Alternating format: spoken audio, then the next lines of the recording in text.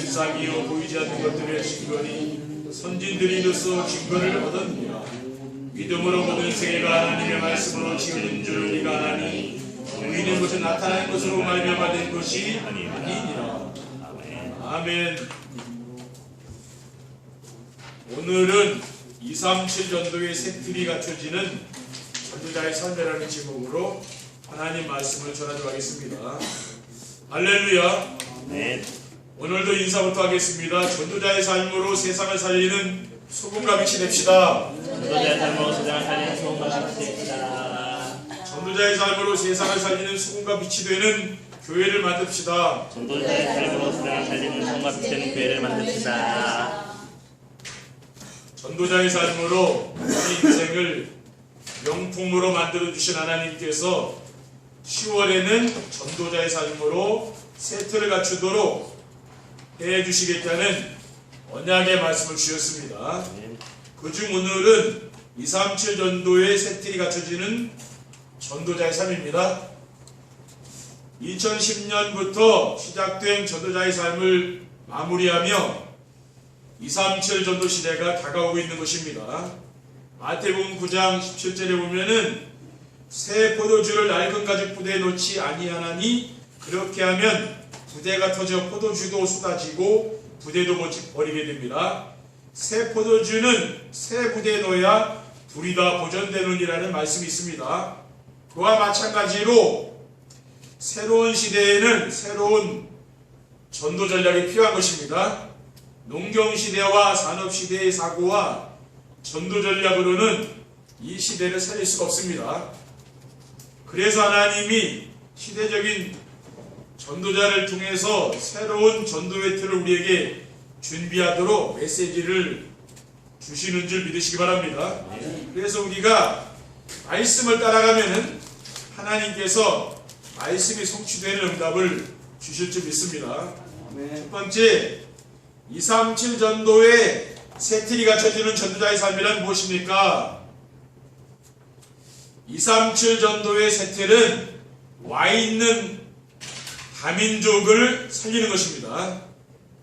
하나님의 말씀인 성경에 보면은 하나님의 백성들이 언약을 잃어버릴 때마다 애굽의 노예로 끌려가고 블레셋과의 전쟁이 끊이지 않고 바벨론의 포로로 끌려가서 죽도록 고생을 했습니다. 그러면 우리가 237 전도를 위해서 들어가야 할 새 틀이 무엇이겠습니까? 요한복음 10장 30절에 다 이루었다고 그리스도께서 선언하신 그 언약의 말씀을 굳게 잡아야 되는 것이지요. 그리고 빌립보서 3장 8절에는 또한 모든 것을 애로 여김은 내 주 그리스도에서를 가장 아는 지식이 가장 고상하기 때문이라. 내가 그를 위하여 모든 것을 잃어버리고 배설물을 여김은 그리스도를 얻고라고 있습니다. 모든 것을 우리는 배설물을 여기고 뭡니까? 그리스도의 언약을 잡아야 되는 것이죠. 그리고 사도 바울처럼 갈라디아 2장 1절의 언약 속으로 날마다 들어가야 됩니다. 내가 그리스도 앞에 십자가에 못 박혔나니 그런즉 이제는 내가 사는 것이 아니요 오직 내 안에 그리스도가 사는 것이라고 했잖아요. 아멘. 이제 내가 육체 가운데 사는 것은 나를 사랑하사 나를 위하여 자기 자신을 버리신 하나님의 아들을 믿음 안에 사는 것이라. 우리는 오직 그리스도를 붙잡아야 되는 것이지요. 아멘. 그래서 세계 복음화를 중심으로 만물을 다스리신 하나님께서 지구의 땅끝인 동방의 작은 나라, 힘이 없어서 중국에 조공을 바치고 일본의 주권을 빼앗겨 식민지 생활을 하던 우리나라가 세계 모든 사람들이 놀랄 만큼 잘 사는 나라가 되도록 해주신 것입니다. 그래서 지금 우리나라에 210만 명의 외국인이 살고 있습니다. 그리고 외국인 중에 우리나라 사람과 결혼한 다문화 가족들이 많이 있습니다.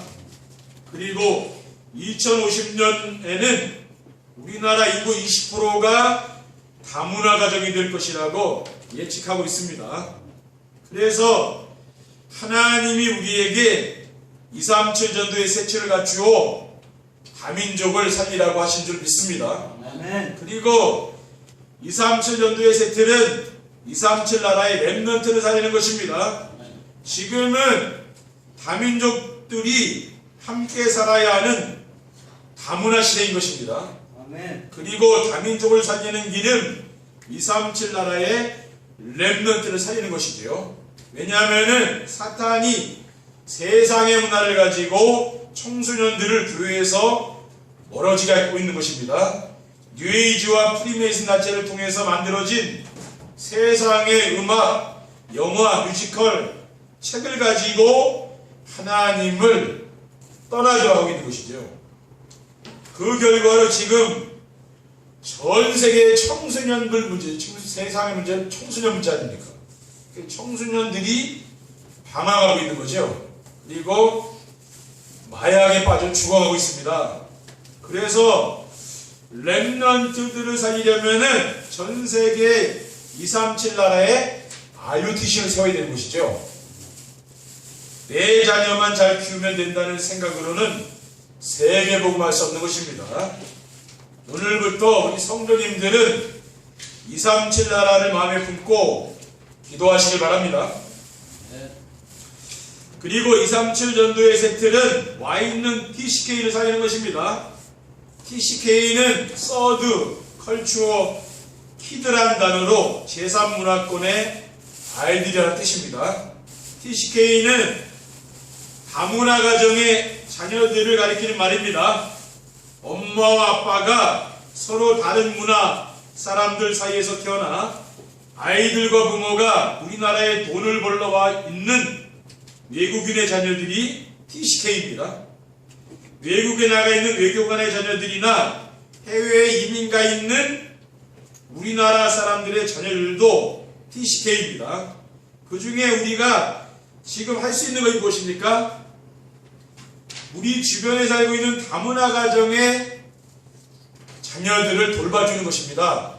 그래서 TCK의 엄마를 이해해주고 한국어를 가르쳐주며 문화를 이해할 수 있도록 도와줘야 합니다. 우리 성도님들 주변에서 만나는 이 동남아시아에서 한국에 시집온 여자들 있지 않습니까? 그런 사람들을 내가 관심을 가지고 내가 대화해주고 또 가까이 하고 이렇게 해야 되는 것이죠. 아멘. 그리고 TCK가 엄마와 아빠 두 나라 언어로 소통할 수 있을 만큼 두 나라 언어를 가르쳐 줘야 되는 것입니다. 그리고 TCK 아빠도 잘 도와주며 TCK에 대한 비전을 갖다가 해줘야 되는 것이죠. 외국인 아이를 맞이한 가정들이 언어와 문화의 차이로 심각한 문제들이 발생하고 있고 이혼이 급증하고 있습니다. 이러한 다민족 가정을 이룬 남자는 하나님의 절대 계획을 찾아야 되는 것이죠. 그리고 지금부터 미래를 준비하도록 해줘야 됩니다. 아멘. 하나님의 말씀에서 하나님께 크게 쓰임받은 모든 사람들이 TCK였음을 우리는 알려줘야 되는 거죠. 요셉이나 모세 이런 사람 전부 TCK 아닙니까? 그렇죠. 바울도 그러잖아요. 바울도 TCK죠. 하나님이 이런 TCK를 성경에 보면은 크게 썼다는 거죠. 두 번째, 237 전도의 세출이 갖춰지는 전도자의 삶을 살리면 어떻게 하면 됩니까? 우리의 기준과 수준과 표준을 버려야 됩니다. 신앙생활을 하는데 가장 큰 장애물은 우리 기준과 수준과 표준입니다. 기준이란 자신이 살아오면서 보고 배우고 경험한 것으로 만들어진 것입니다. 그리고 수준은 자신의 능력의 한계이고 표준은 보통 사람들이 일반적으로 가지고 있는 기준이라고 할 수가 있습니다. 그러므로 전능하신 창조주 하나님이 계신다는 사실을 모르는 불신자들은 자기 기준과 수준과 표준을 따라 사는 것이 당연하지만 믿는 구원받은 성도라면은 자신의 기준을 버리고 하나님의 기준이 되어야 되는 거죠. 그리고 우리의 수준으로 안 되기 때문에 하나님의 수준으로 해야 되는 것입니다. 그리고 우리의 표준으로 안 되기 때문에 하나님의 표준으로 해야 되는 것이죠. 우리가 세계복음화를 할 수가 있습니까? 못하잖아요. 그러나 하나님이 하시면 되는 거죠. 아멘. 그래서 빌립보서 4장 13절에 보면은 사도 바울이 뭐라고 했습니까? 내게 능력 주시는 자 안에서 내가 모든 것을 할 수 있다 그랬잖아요. 아멘. 그리고 불신앙하지 말고 현장을 발판으로 삼고 틀을 바꿔야 됩니다. 어느 누가 일부러 불신앙을 하겠습니까? 그런데 불신앙을 할 때 보면은 자기 기준과 수준과 표준에서 불신앙이 나오는 것을 알 수가 있습니다. 누구든지 가문에서부터 내려온 영적 문제가 있지 않습니까? 그래서 가문을 타고 내려온 영적 문제를 우리는 발판으로 삼아야 되는 거죠.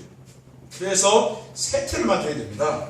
저도 우상숭배와 무속 배경에서 자라서 가난과 질병으로 고통을 많이 당했는데 이러한 가정의 영적인 배경을 발판으로 삼고 이제부터는 뭡니까?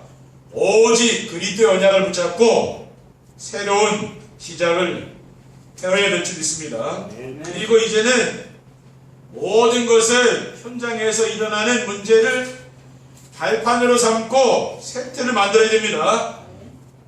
왜냐하면 로마서 8장 28절에 하나님을 사랑하는 자 곧 그 뜻대로 부르심을 입은 자들에게는 모두가 협력의 선을 이룬다고 했습니다. 그리고 고린도전서 10장 13절에는 사람이 감당할 시험 밖에는 너희가 당한 것이 없다고 했습니다. 오직 하나님은 미쁘사 너희가 감당하지 못할 시험당함을 허락하지 아니하시고 시험당할 즈음에 또한 피할 길을 내사 너희로 등이 감당하게 하시느니라고 했습니다. 하나님이 뭡니까? 감당하지 못할 시험을 주지 않는다 했잖아요. 피할 길을 낸다 했습니다. 우리는 이러한 말씀을 언약으로 붙잡아야 될 줄 믿습니다.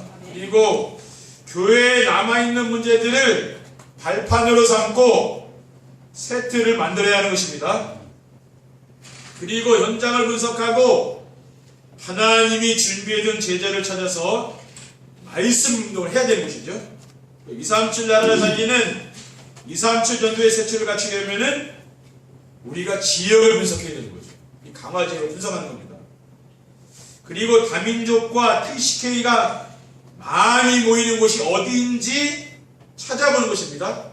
그래서 강화 지역의 외국인들과 그들의 자녀들이 어디에 모이는 것을 우리가 파악해야 되는 거죠. 그리고 지역에 있는 다문화 가정을 찾아가 도움이 필요한 것을 도와주는 것입니다. 지금까지는 별로 관심이 없었을지라도 학교에 다니는 다문화 가정들의 자녀들을 찾아가서 그들이 필요한 것이 무엇인가를 알아보고 도와주면 되는 것이죠. 우리가 여러분이 이제 관심을 가지고 기도하시면 되는 것입니다. 그리고 지역에 준비된 제자를 만나면은 그 집에서 말씀을 넣기 시작하면 되는 것이죠.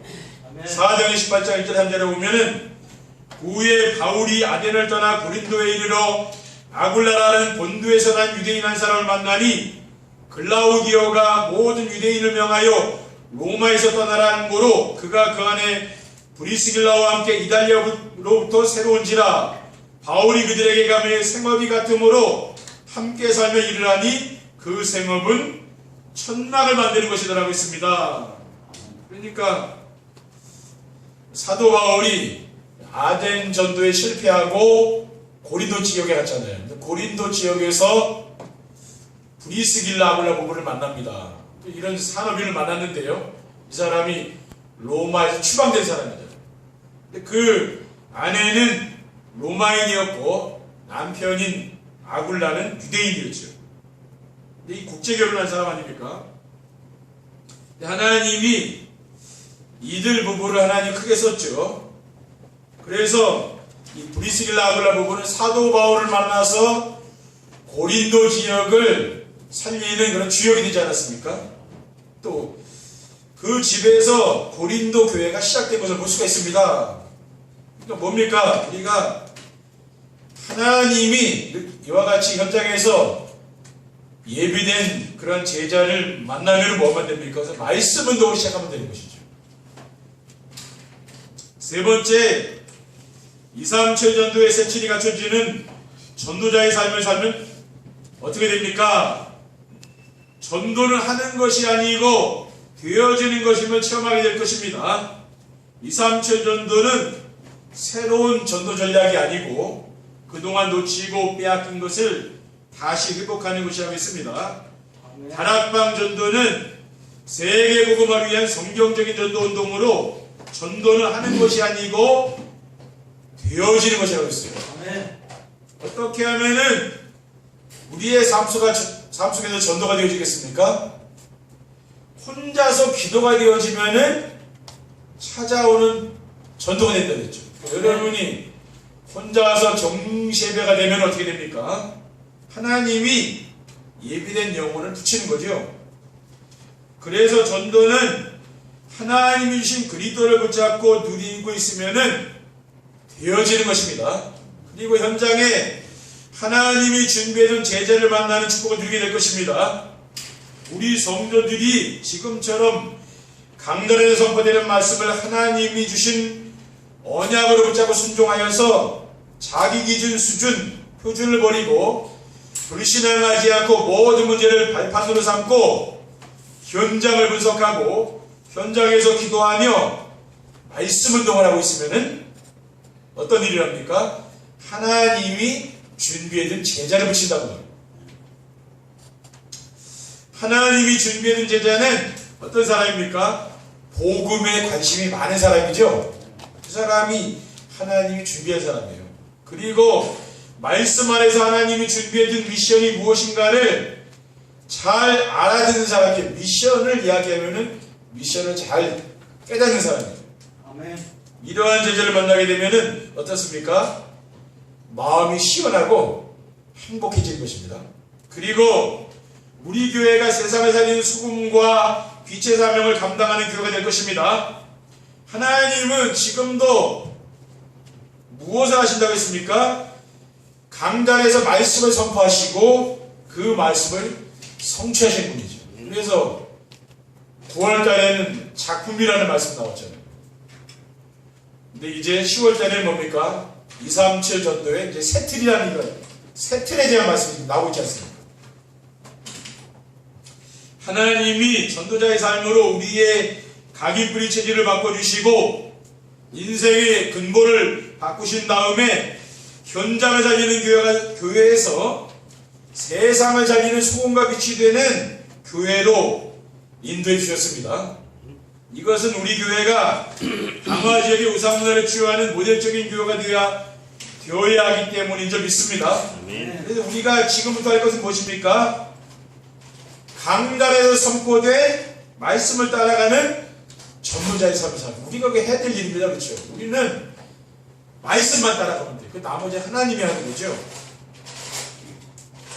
그러면은 하나님이 우리 교회를 세상을 살리는 소금과 빛이 되는 교회가 되는 축복을 누릴 수 있도록 해주시는 줄 믿으시기 바랍니다. 네. 성도들이 뭡니까? 우리는 이 강단의 말씀만 따라가고 순종하는 거죠.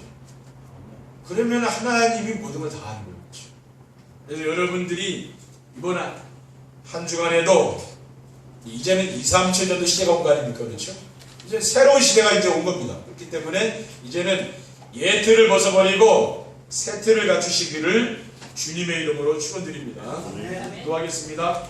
사랑의 하나님 감사합니다. 오늘 정말 2, 3, 7 전도의 새 틀을 이제 갖추기 위해서 하나님이 우리의 인생을 명품 인생으로 바꿔주신 줄 믿습니다. 정말 우리가 이제 새 시대에 새로운 축복을 누릴 수 있도록 인도해 주옵소서.